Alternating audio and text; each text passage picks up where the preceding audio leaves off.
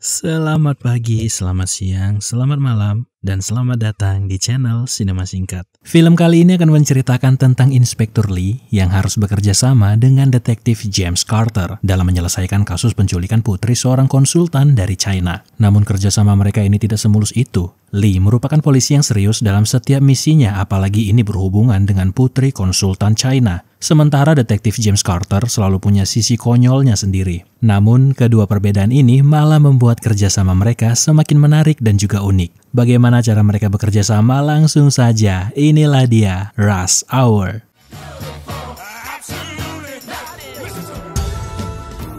Film kali ini dibuka di sebuah dermaga. Inspektur Lee menyelinap masuk ke dalam kapal demi menggagalkan upaya mafia Hong Kong menyeludupkan dan menjual artefak warisan negara China. Tujuan Inspektur Lee adalah untuk menangkap sosok misterius bernama Jun Tao dan menghancurkan organisasi kejahatan tersebut.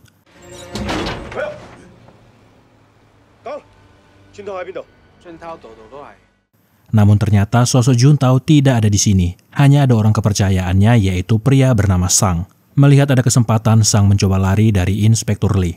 Inspektur Lee masih mencoba mengejar dan menangkap Sang, sampai para kepolisian pun tiba menangkap seluruh mafia yang tersisa.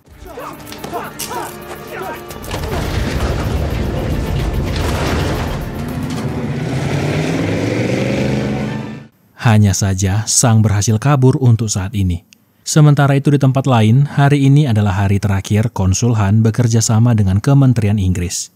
Sudah 15 tahun dia bekerja sebagai konsul kepolisian Hong Kong untuk negara Inggris. Kini dia akan dipindah tugaskan ke Amerika. Sebagai hadiah perpisahan, aksi Inspektur Lee menggagalkan usaha penyeludupan artefak tadi menjadi salam perpisahan dari Konsul Han untuk para Kementerian Inggris. Sekaligus memperkenalkan Inspektur Lee ke hadapan para petinggi Inggris dan juga Komandan Griffin. Detective Inspector Lee crushed the Jintao criminal organization. Hong Kong forever. To Hong Kong. Akan tetapi perpindahan ini tidak disambut gembira oleh anak konsul Han, yaitu Su Yang.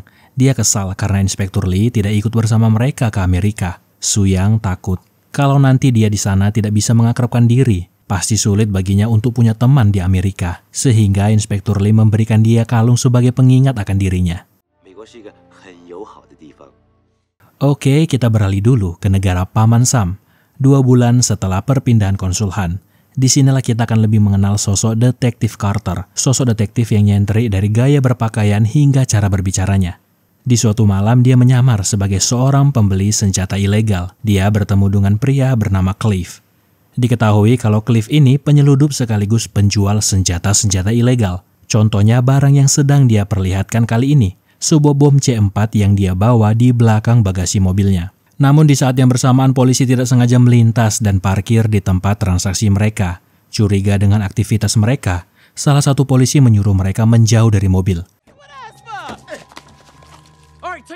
Di kesempatan inilah, Cliff menodongkan pistolnya ke Carter, menjadikannya sandra. Carter lantas memukul Cliff, lalu menyuruh para polisi supaya pergi karena dia bisa mengatasi masalah ini. Polisi yang kebingungan dengan apa yang terjadi malah menjadi target penembakan Cliff. Melihat ada kesempatan, Cliff berusaha kabur membawa mobil beserta bom C4 di dalamnya. Carter tidak membiarkan Cliff kabur begitu saja.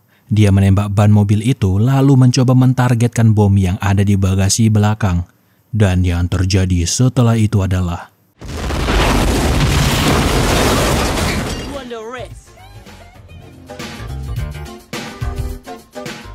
Sementara itu kini Su Yang sudah menjalani 2 bulan hidupnya di kota Los Angeles.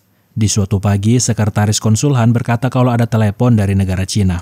Sehingga dia tidak bisa mengantarkan Su Yang ke sekolah. Tapi dia berjanji kalau nanti dia sendiri yang akan menjemput Su Yang ke sekolah. Tapi anehnya ketika dia mengangkat telepon tersebut tidak ada suara.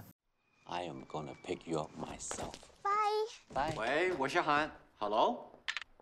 Padatnya lalu lintas kota Los Angeles membuat beberapa polisi turun ke jalan untuk membuat rekayasa lalu lintas. Sehingga mobil yang dikendarai Su Yang berbelok dari jalan utama. Tapi ternyata hal ini disengaja. Tiba-tiba muncul polisi lain yang wajahnya kita kenal. Ya, Sang menyamar sebagai kepolisian di kota Los Angeles. Lalu dengan kejinya dia menembak bodyguard Su Yang dan mencoba menculik Su Yang. Awalnya Su Yang memberontak mencoba kabur, tapi dari belakang muncul penculik lainnya. Menarik Su Yang lalu memasukkannya ke dalam minivan.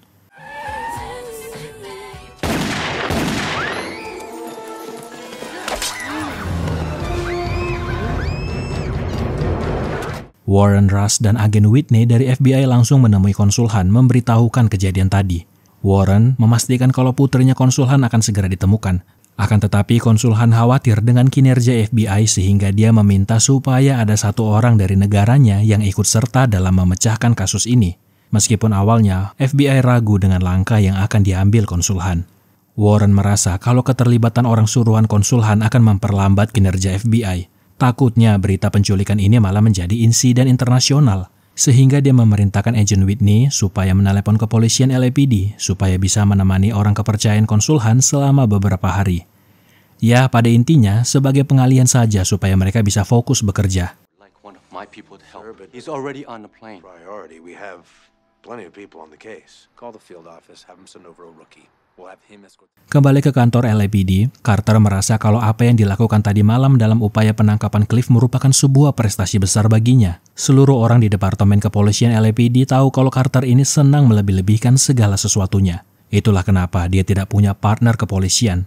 Banyak orang yang tidak tahan dengan tingkah konyolnya. Misalnya Johnson yang sudah beberapa kali diminta sebagai partnernya tetapi dia menolak.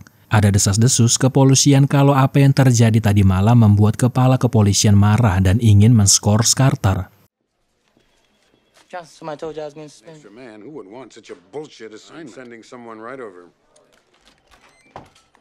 Tapi di saat yang bersamaan ini menjadi momentum bagi kepala kepolisian yang baru saja ditelepon oleh pihak FBI. Misi yang mereka kira konyol ini cocok bagi Carter. Dialah yang akan menemani Inspektur Lee selama berada di Amerika. Kapten menjelaskan kalau FBI menginginkan Carter terlibat dalam kasus penculikan putri konsulhan. Mendengar ini, Carter pun semangat dengan misi kali ini.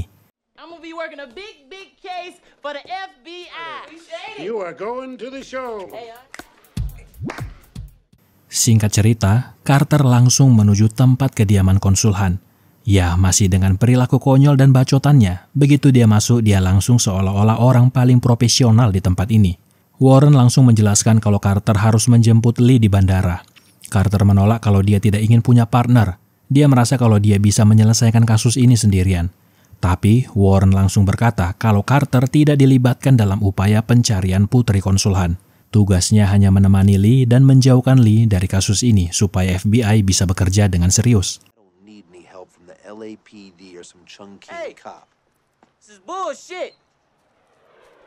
Mau tidak mau, Carter pun menjemput Lee di bandara. Lee tiba menggunakan pesawat pribadi milik konsulhan. Ya, masih dengan tingkah konyolnya, Carter pun menemui Lee berupaya berkomunikasi dengan Lee. Tanpa bertanya, dia mengira kalau Lee tidak bisa berbahasa Inggris, kemudian membawa Lee ikut dengannya.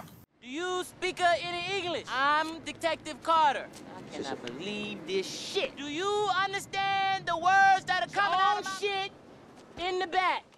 Sementara itu, selama di perjalanan, Carter menghubungi kepala kepolisian, komplain dengan misi yang dijalankannya saat ini. Tapi misi Carter kali ini malah menjadi bahan lelucon oleh seluruh divisi kepolisian.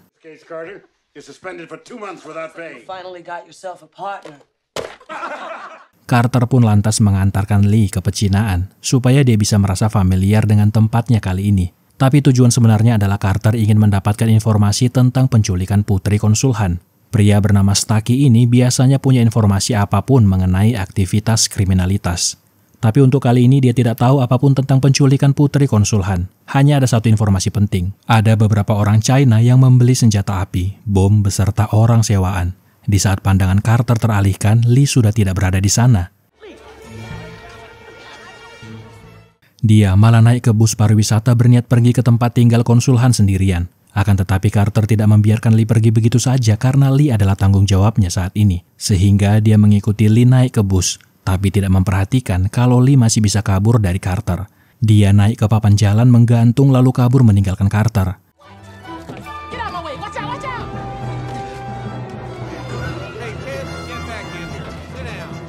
Tapi, lagi-lagi Carter tidak membiarkan Lee hilang begitu saja. Dia membegal motor yang kebetulan lintas di tengah jalan. Sampai pada akhirnya, dia kembali lagi dapat mengejar Lee kemudian mengancamnya dengan pistol supaya jangan kabur-kaburan lagi. Tapi dengan mudahnya, Lee mengambil pistol dari tangan Carter. Mereka pun berdebat di tengah jalan.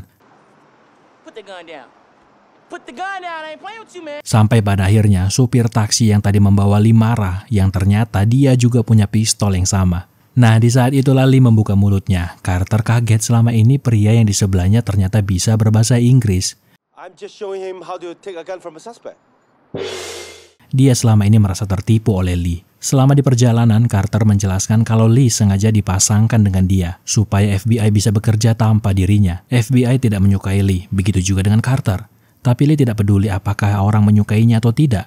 Misinya hanya satu, yaitu menyelamatkan Suyang. Singkat cerita, Carter membawa Lee ke sebuah bar memulai investigasi mencari tahu informasi tentang penculikan Suyang. What's up, my nigga? What's up? What's up, my nigga? Carter mengetuk pintu di belakang bar, kemudian memukul penjaga pintu menunjukkan ke Lee kalau dia punya kuasa di tempat ini. Dia kemudian menyuruh Lee menunggu di luar supaya dia bisa menginterogasi pemilik tempat ini. Ya, pada akhirnya ini semua cuman sandiwara Carter yang ingin menunjukkan kalau dia ini bukan orang sembarangan ke Lee. Carter kenal dengan pemilik tempat ini. Dia bertanya mengenai pembelian senjata ilegal dan juga bom. Informasi yang dia terima hanya kalau pembeli senjata itu orang dari Hong Kong. Tidak tahu siapa namanya, hanya ras pembelinya saja. Sementara itu di luar, Lee yang masih mengalami kultur shock mengatakan kalimat yang tidak pantas di bar ini. Intinya dia bilang gini, "Apa kabar Ireng?" Kalimat yang membuat orang di bar ini tersinggung, sehingga terjadilah perkelahian di tempat ini.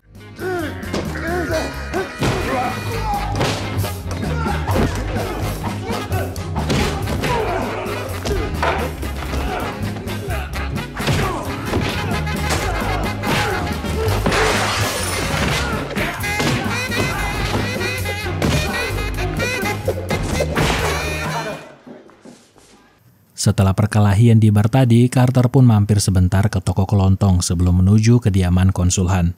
Supaya tidak kabur-kaburan lagi, Carter pun memborgol tangan Lee ke setir mobil. Tapi ketika dia kembali, Lee sudah tidak ada di mobil dan setirnya juga tidak ada lagi di mobil itu. Lee pun tiba di tempat tinggal konsulhan, tapi kehadirannya langsung membuat para penjaga bersiaga. Mereka mengira kalau Lee adalah orang yang ingin mengancam dan juga menyerang konsulhan.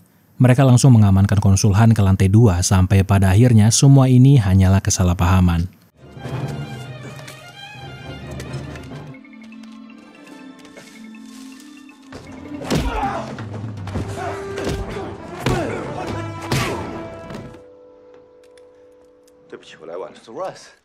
I think there has been a misunderstanding. Di malam harinya Carter tiba dengan mobil derek. Warren komplain ke dia, kenapa Lee masih bisa sampai ke tempat ini? Pada akhirnya Lee membela Carter kalau selama sehari ini dia sangat dibantu oleh Carter. Di saat inilah dia memanfaatkan kesempatan ingin mengadukan Warren ke konsulhan kalau dia ditugaskan menjauhkan Lee dari kasus ini. Dia sengaja memanfaatkan situasi canggung ini supaya FBI menelepon kaptennya supaya memberitahukan ke satuan kepolisian kalau kini Carter menjadi penyidik dalam kasus penculikan ini. Tapi ketika Carter mengangkat telepon, ternyata Sang menelepon untuk meminta uang tebusan malam ini juga jam 11 malam. Nominal penebusannya adalah $50 juta atau senilai 813 juta rupiah. Tapi uang ini harus dipecah dalam beberapa pecahan dolar untuk lokasi transaksi nanti diberitahukan setengah jam sebelum jam 11. Terlihat kalau Sang ini sangat profesional dan juga berhati-hati. If it is successful, the girl will live. All right, look, man. All right, hold up. Calm down. I'm trying to hook you up, man. The amount will be $50 million. We got it. 620 South Broadway downtown. Untungnya pihak FBI sempat melacak sumber lokasi telepon. Mereka langsung menuju jalan Broadway downtown, tepatnya di sebuah bangunan yang sudah tidak terpakai. Ketika sampai di lokasi, FBI langsung bergerak untuk masuk ke dalam bangunan itu. Tapi Lee punya firasat aneh. Jika memang ada transaksi sebesar itu, tidak mungkin dilakukan di sebuah bangunan kosong seperti ini. Ini sudah pasti adalah jebakan. Akan tetapi Warren lagi-lagi tidak menggubris Lee. Bahkan dia merasa kalau Lee sangat mengganggu penyidikan mereka. Dan pada akhirnya yang terjadi adalah ya, terjadilah sebuah ledakan di bangunan itu. Dari kejauhan Lee melihat pelaku utama ledakan ini yaitu Sang dan langsung mengejar dia, melewati gang-gang kecil sampai ke bangunan kosong, diikuti oleh Carter dari belakang. Di tempat itu, pertarungan antara Lee dan Sang pun tidak terelakkan.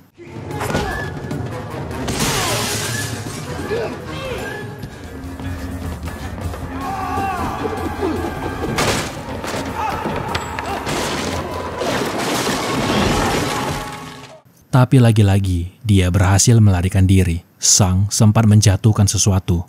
Benda ini langsung dibawa Carter ke kantor polisi. Dia bertanya ke Johnson, benda apakah ini? Memang kebetulan Johnson ini salah satu unit tim penjinak bom. Dia berkata kalau benda ini bagian dari peledak C4. Nah, ingat dong siapa lagi yang harus mereka temui. Cliff pasti tahu siapa pembeli bahan peledak ini dan siapa namanya. Memang awalnya dia tidak mau memberitahukan siapa pembeli itu ke Carter. Tapi ketika Lee menunjukkan foto Su Yang dan kasus penculikan Su Yang, Cliff menjadi iba dan memberitahukan kalau yang membeli bom itu bernama Juntao. Juntao biasa berada di sebuah restoran bernama Fu Chow di Chinatown. Di malam harinya mereka mengintai restoran tersebut. Nah, di momen inilah terjadilah kedekatan antara Lee dan juga Carter.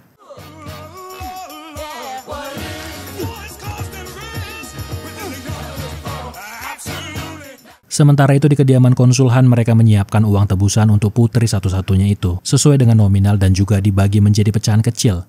FBI juga memasukkan alat pelacak di dalam koper tersebut sebagai langkah preventif. Di saat yang bersamaan, Sang menelepon berkata kalau uang itu harus diletakkan di gang dekat restoran Fu Chow. Kita kembali ke Lee dan juga Carter, sembari mereka mengawasi restoran itu. Mereka berdebat tentang ayah mereka yang sama-sama mantan perwira polisi. Mereka berdebat tentang siapa yang paling hebat antara ayah mereka, sampai di mana Carter pun melihat Sang masuk ke dalam restoran tersebut. Carter berniat masuk keduluan, karena pasti tidak ada yang mengenali dirinya. Sementara Lee ditugaskan menunggu di luar. Kalau ada sesuatu terjadi, dia bisa meminta bala bantuan LAPD. Dia bahkan meninggalkan ID polisinya untuk Lee. Di saat berada di dalam, Carter berbohong kalau dia ini pengacara Juntao dan ingin bertemu dengan Juntao. Dia meminta supaya pelayan restoran memanggil Juntao ke bawah. Ketika pelayan berkata ke Sang kalau ada yang ingin bertemu Juntao, mereka langsung melihat CCTV siapa yang berani-beraninya menyebutkan nama Juntao di restoran ini. Dan Komandan Griffin terlibat dalam penculikan putri konsul Han. Dialah sosok Juntao yang sebenarnya. Dia memerintahkan para pelayan untuk memasukkan racun ke teh. Lee kemudian memperhatikan sesuatu yang familiar baginya. Kalung yang dia berikan ke Su yang dipakai oleh pelayan ini. Sementara itu salah satu anak buah Juntao menjemput Carter naik ke lantai 2. Mereka langsung menginterogasi Carter dan juga menyerang dia. Untungnya di luar, Lee menyelinap naik lalu menyamar sebagai salah satu pelayan laki-laki. Dia datang demi membantu Carter.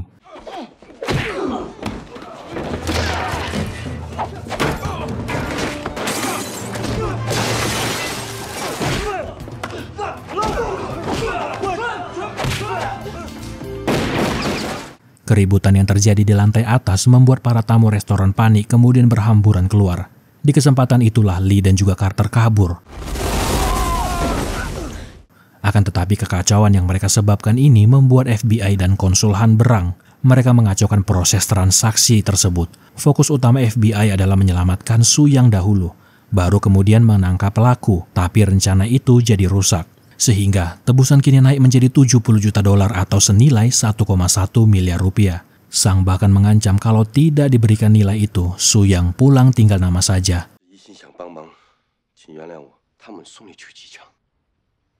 Lee would never do anything to jeopardize your daughter's life. It was all my fault. Lee dan Carter dikeluarkan dari kasus penculikan ini. Lee dipaksa pulang kembali ke Hong Kong, sementara Carter dikembalikan ke LAPD.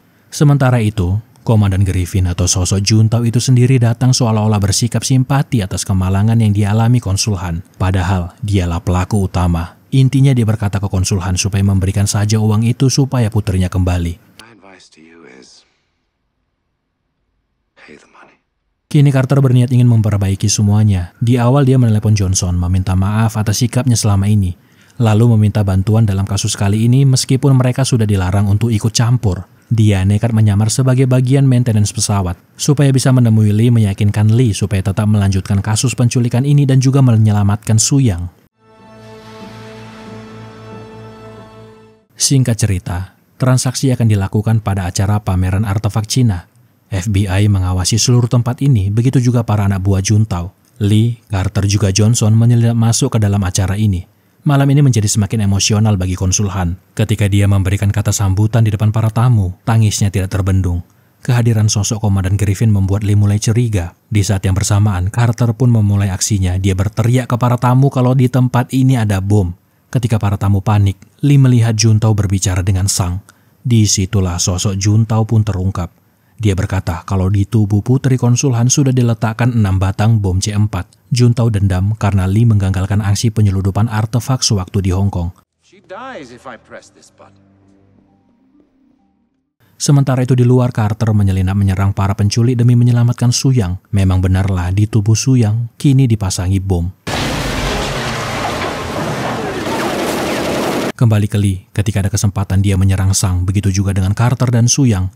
Mereka mengkonfrontasi Juntao supaya meledakkan bom ini saja, biarkan seluruh tempat ini hancur beserta mereka semua terkubur di dalamnya. Akan tetapi Juntao tidak mau mengambil resiko, dia tidak berani meledakkan tubuh Su Yang.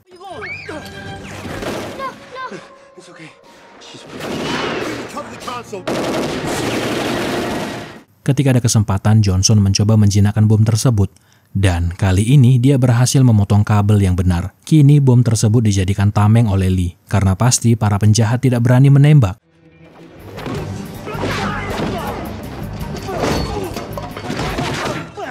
Lee kemudian memanjat naik ke atas mengejar Juntao beserta uang tebusan itu. Carter berhadapan dengan Sang. Mereka sama-sama punya senjata, sehingga mereka pun memutuskan untuk bertarung tangan kosong.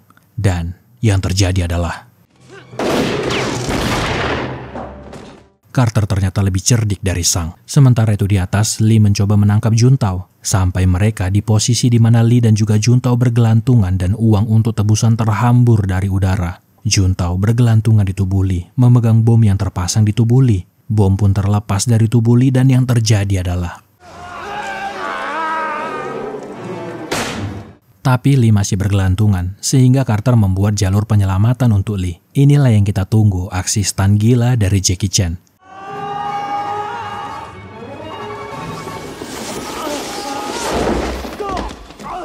Singkat cerita, misi penyelamatan Su Yang pun berhasil. Su Yang kembali dalam keadaan sehat sempurna, tidak cacat sama sekali. Ya, paling cuma kena mental dikit lah. I owe you everything. Only your friendship. I think this belongs to you. Sementara itu, Carter berniat pergi liburan bersama Lee. Tapi sebelum itu, FBI malah menemui dia dan menawarkan jabatan sebagai seorang FBI. Akan tetapi, Carter langsung menolak tawaran tersebut karena dia masih ingin menjadi kepolisian LAPD. Kemana perginya Carter dan Inspektur Lee?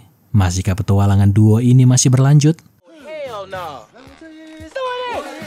Silahkan komen kalau kalian suka konten kali ini. Terima kasih buat yang sudah menonton, sampai ketemu di film menarik lainnya.